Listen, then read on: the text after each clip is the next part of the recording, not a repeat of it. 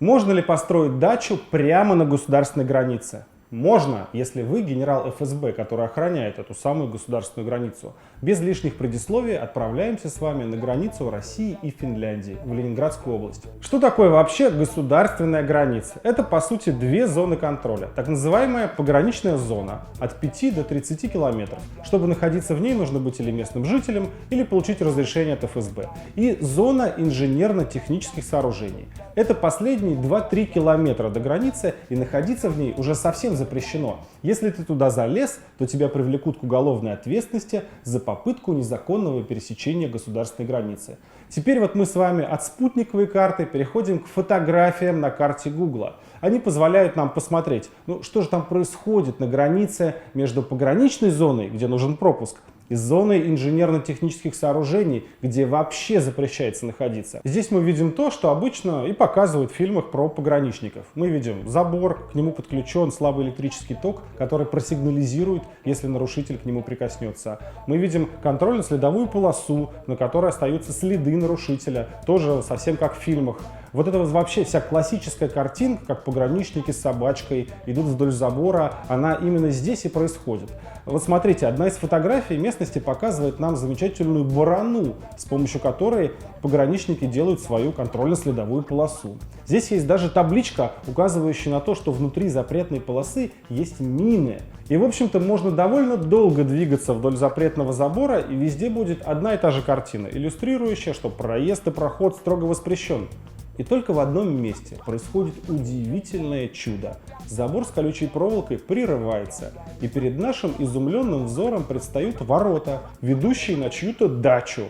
В этот момент мы, конечно, просто отказываемся верить собственным глазам, ведь это попросту невозможно. Внутри зоны инженерно-технических сооружений земля просто вообще изъята из гражданского оборота. Ее невозможно оформить в собственность, и, конечно, никто и никогда не разрешит строить дачу внутри этой запретной полосы. Поэтому на всякий случай мы смотрим сверху, спутниковый снимок, и видим, действительно, чья-то дача на берегу озера, в том самом месте, где это совершенно невозможно. Мы по-прежнему отказываемся верить в происходящее и допускаем, что это никакая не дача, а секретный пограничный пункт. Может быть, вот это, что кажется нам главным домом, это на самом деле казарма, а вот здесь, на берегу, это не баня, а вольер, где живут пограничные собаки. А вот здесь, например, просто склад биноклей и зеленых беретов. Поэтому мы идем в Росреестр, смотрим документы на эту недвижимость. Увы, официальные бумаги объясняют нам, что все гораздо хуже, чем можно было предположить. Это действительно дача, принадлежащая частному лицу, который непостижимым образом умудрился даже оформить ее в собственность. И все нам становится совсем понятно после того, как мы берем и гуглим фамилию, имя, отчество владельца дачи. Таинственный Николай Леонидович Козик оказывается генерал-полковником ФСБ, заместителем начальника пограничной службы, отвечающим, вы будете смеяться, за охрану государственной границы.